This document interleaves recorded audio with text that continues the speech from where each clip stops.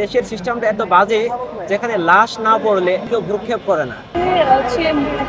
আমাদের মূল দাবি হচ্ছে বিআইটি গঠন করা। আমরা যে ঢাবির অধিভুক্ত আর কারিগরি যে দ্বৈত নীতির মাধ্যমে যে পরিচালিত চারটা সরকারি ইঞ্জিনিয়ারিং কলেজ, আমরা চাচ্ছি যে আমরা আসলে দ্বৈত কাঠামো থেকে বের হয়ে স্বতন্ত্র কমিশন বোর্ড বিআইটি গঠন করতে, যার মাধ্যমে আমাদের যে আভ্যন্তরীণ যে সমস্যাগুলো, যেমন আমাদের পর্যাপ্ত ল্যাব নাই, ল্যাব অ্যাসিস্ট্যান্ট নাই, আমাদের পর্যাপ্ত স্থায়ী শিক্ষক নেই, আমাদের গবেষণা করার মতো পরিবেশ গবেষণার বাজেট নেই, এই সমস্যাগুলো সমাধান করার লক্ষ্যে আমরা চাচ্ছি স্বতন্ত্র কমিশন বোর্ড বিআইটি গঠন করতে, যেখানে আমাদের একটি অভিভাবক থাকবে।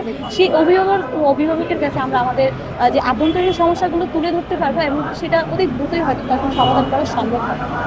হচ্ছে যে আমরা বিআইটি স্বতন্ত্র কাঠামো গঠন করতে চাই, কারণ হচ্ছে আমাদের এই চারটি ইঞ্জিনিয়ারিং কলেজ আসলে অনেক আগেই তৈরি হয়েছে, কিন্তু দীর্ঘদিন ধরে আমরা আসলে বৈষম্যের শিকার। আমাদেরকে এখানে দেওয়া হয় বিএসসি ডিগ্রি, সেখানে আসলে অনেক বাধা, আমাদের ল্যাব নাই, আমাদের শিক্ষক নাই, এবং যেসব শিক্ষক আমাদের আসেও তারাও চলে যায়। সত্যি বলতে আসলে এখানে আসলে ইঞ্জিনিয়ারিং পড়ার জন্য যত ধরনের সুবিধা থাকা দরকার সেই সুবিধাগুলো আসলে আমরা পাই না। এর কারণ হচ্ছে আসলে দ্বৈত কাঠামো।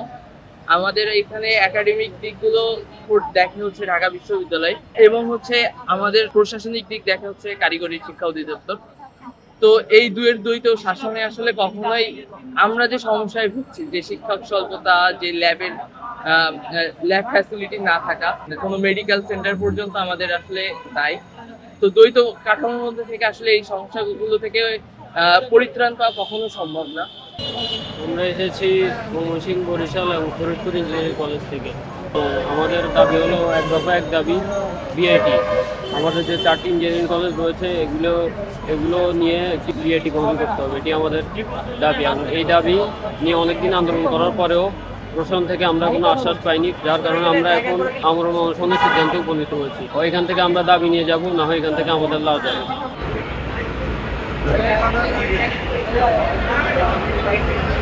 আমাদের যে একমাত্র দাবি বিআইটি গঠন করা, সেটার জন্য আমরা গত প্রায় 3 মাস থেকে রাজপথে আন্দোলন করেছি, বাট গত 3 মাসেও রাষ্ট্রপক্ষ থেকে কোনো লিখিত বা অলিখিত কোনো ডকুমেন্ট আমরা পাইনি। তার জন্য আমরা আমাদের যে সর্বশেষ পদক্ষেপ, যে আমরণ অনশন, সেটা আমরা শুরু করেছি, এবং সেটা কাফনের কাপড় পরে। কারণ হচ্ছে আমার দেশের সিস্টেমটা এত বাজে যেখানে লাশ না পড়লে, কেউ মারা না গেলে কেউ ভ্রুক্ষেপ করে না।